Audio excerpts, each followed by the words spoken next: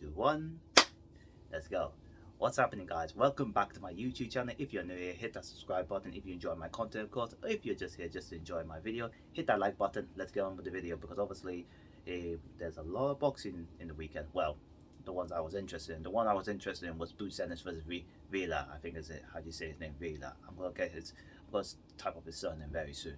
I mean his full name really, but I was really interested in Jaron Ennis and see how he performed after his last performance. Didn't excite me as well. First time going 12 rounds as well. I think that would be a good experience for him at his stage of his career as well. I think he's just turned 26, so you can see he still has time on by his side, but he's not in the peak of his powers. So, but before we go on with that, I just want to let you know about the recent update I said about potential making a new YouTube video. Not sorry, a new YouTube channel. That is something I am working on. I am just throwing the colors, the design, how I like it to be laid out, how I liked it to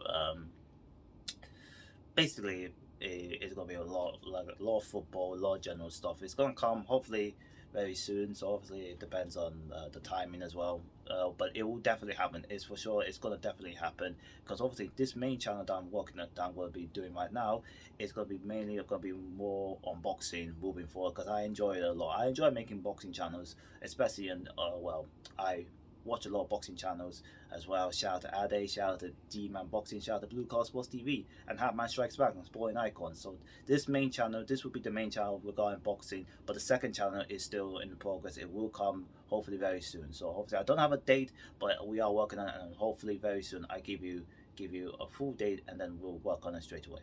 But anyway, let's get back to the video. Boots Ennis fought Roiman Villa. Obviously, I did say I was going to type him up. But obviously, there will be some cuts, of course, so beware of that. But he fought a guy named Roiman Villa who just came off a major upset because of Vergil Ortiz. I'm going to be honest with you, I've not seen a lot of Vergil Ortiz, but I've heard that he was highly rated. I thought there was a lot of speculation that I would have.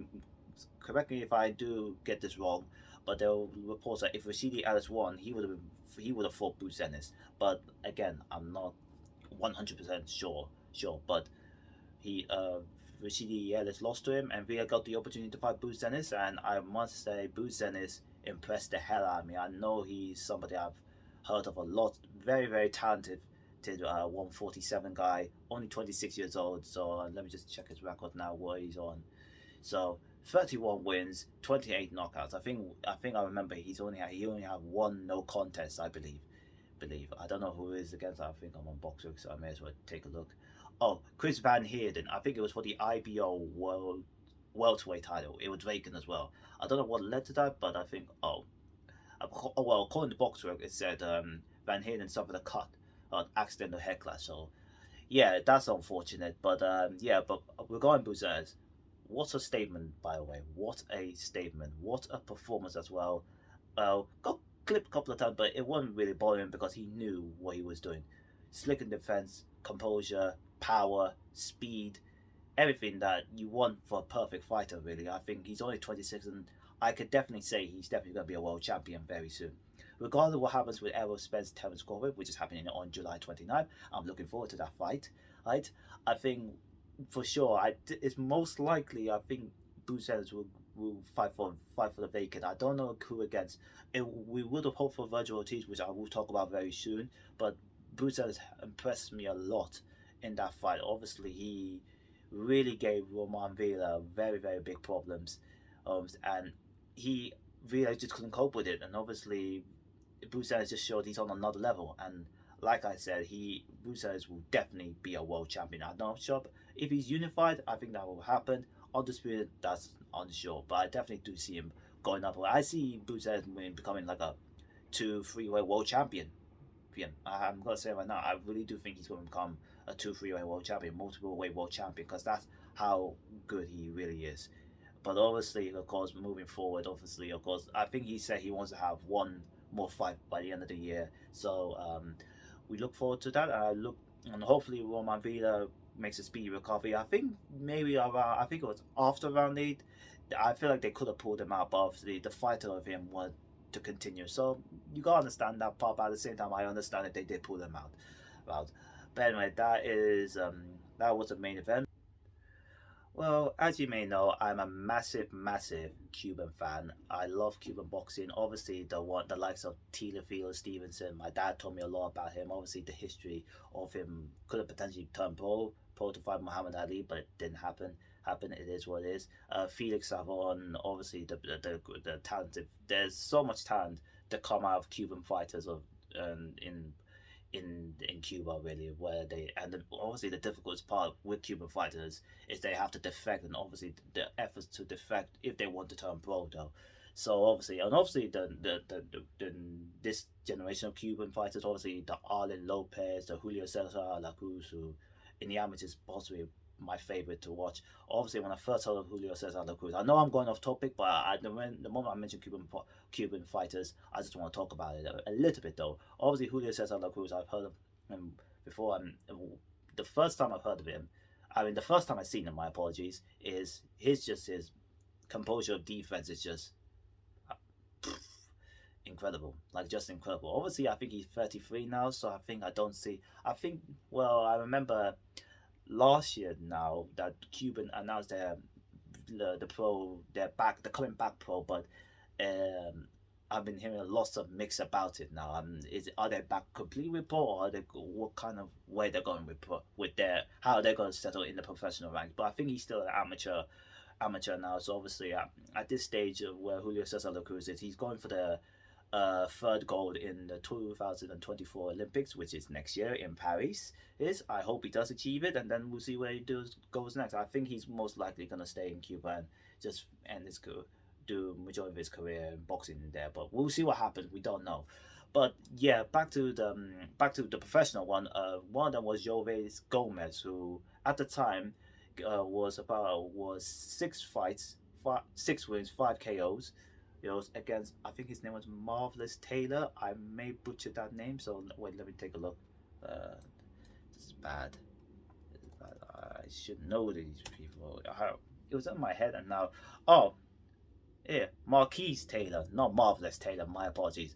But I mean, his nickname is Marquise, is Marvelous. So, but yeah, it does not look good for Jovis Gomez, and I can't lie, I was a bit high on him a bit, but at the same time, I never had him in the high standards of the David Morrell, Robeisio Ramirez, because obviously Robeisio Ramirez is by far one of my favorite Cuban fighters to watch right now.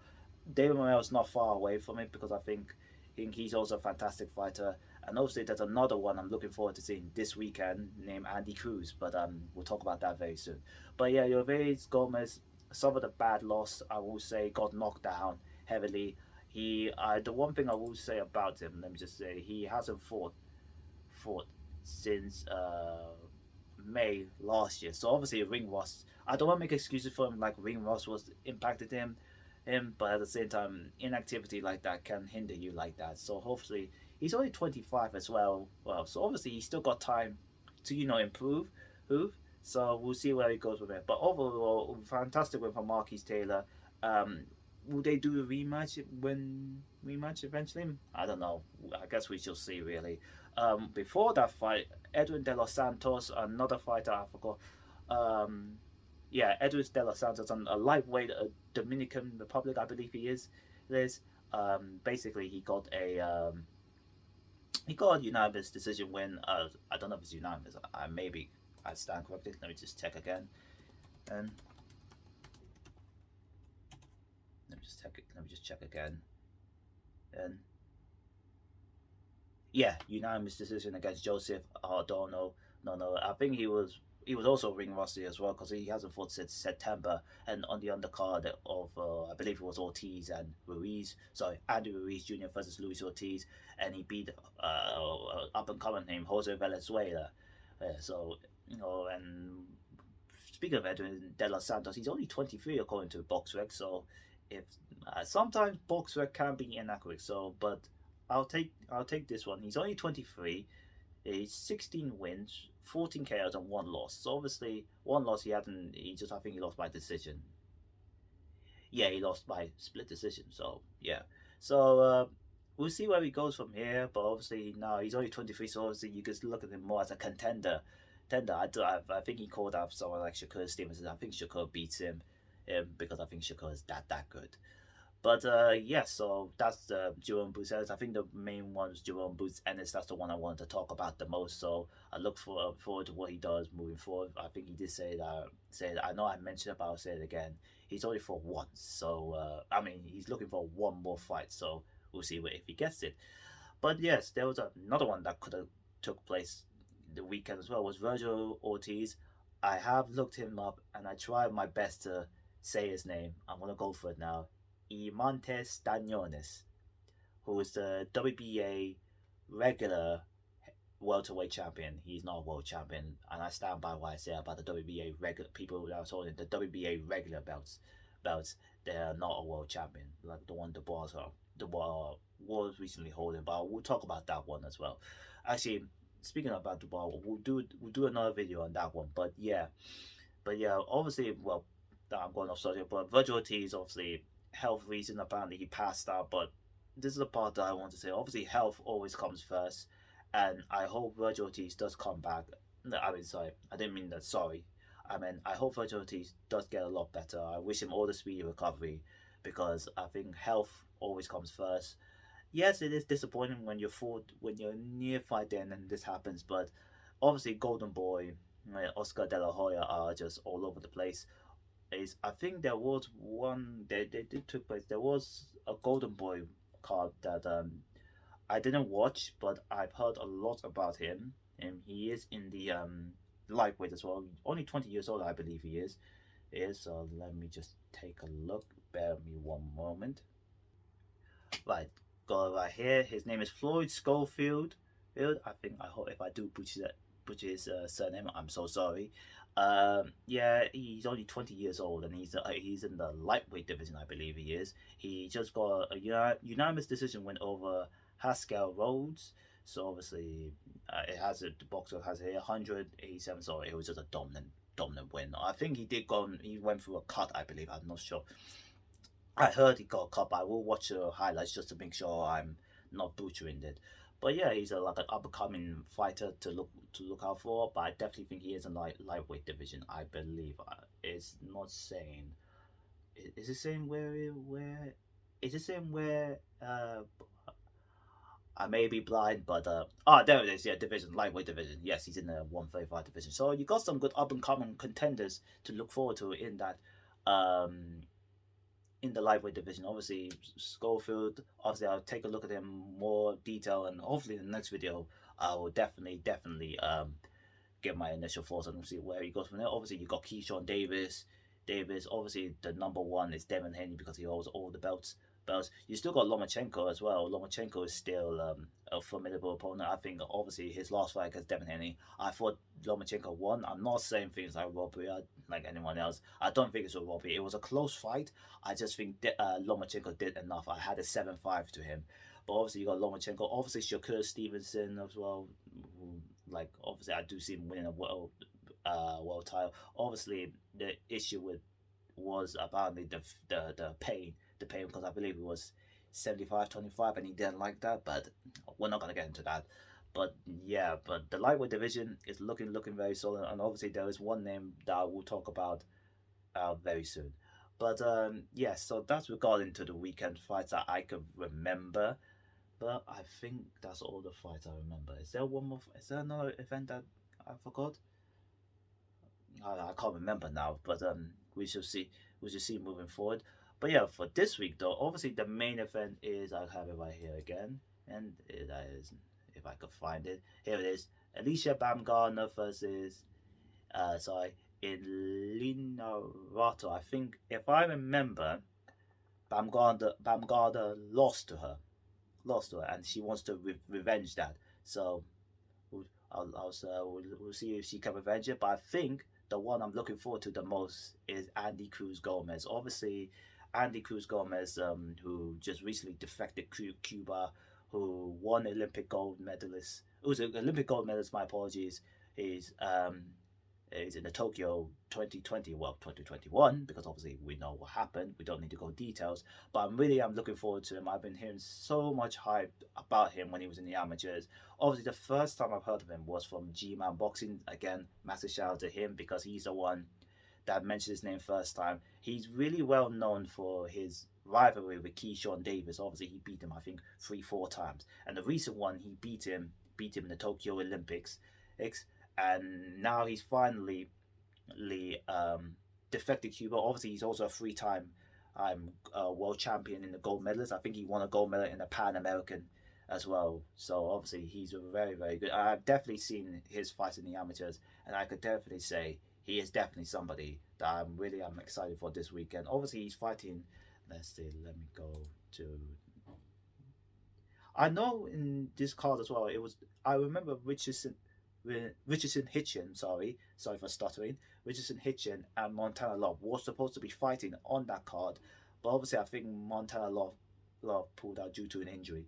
So yeah, it's a bit of a disappointment that got pulled out, but still a card I'm looking forward to. It's mainly Andy Cruz I'm looking forward to the most. He's fighting Juan Carlos Burgos. I remember I did see I've heard about name. That's the name Keyshawn Davis fought, and he went to decision, but I think it was a 10 round unanimous decision. Obviously, Keyshawn just knew what he was doing. I think the disappointing part is that he couldn't knock him out, but it is what it is. But let's see what Andy Cruz does against him. I'm looking forward to his debut. I'm really looking forward to what he does moving forward. And hopefully, like I said, he's a part of the Cuban fighters right now that I'm high on. Robeisy Ramirez is my number one. David Morale and Andy Cruz. I know there's more, but I think there is actually one more. Actually, I've heard of him as well. I've been going around Boxrec and I've heard of this name named Adley Rodriguez. I'm gonna do more details about him. Not go more details. I mean, watch more about him because I've heard a lot about him. Well, from research I've done. But I think he's only 18, a welterweight, a southpaw, and I'm gonna definitely keep do more investing time on him because I've heard a lot of hype about him. But anyway, but that's regarding to what's this week. Obviously, Anthony Joshua, Dillian White has been confirmed, along with Alexander Usyk and Daniel Dubois. We're gonna go more details on that in the next video. I just want to do a short one just about Boots Ennis. This is mainly about the Boots Ennis how I'm extremely impressed by him, and about this week as well of the fights happening this week, and which is the main event is Alicia Baumgardner, but the one I'm looking forward to, I'll mention it again, is Andy Cruz Gomez. But anyway, that's my video. If you enjoyed the video, hit that like button. Let's start again. If you enjoyed the video, hit that like button, and that's another video done. I will see you in the next video. Take care.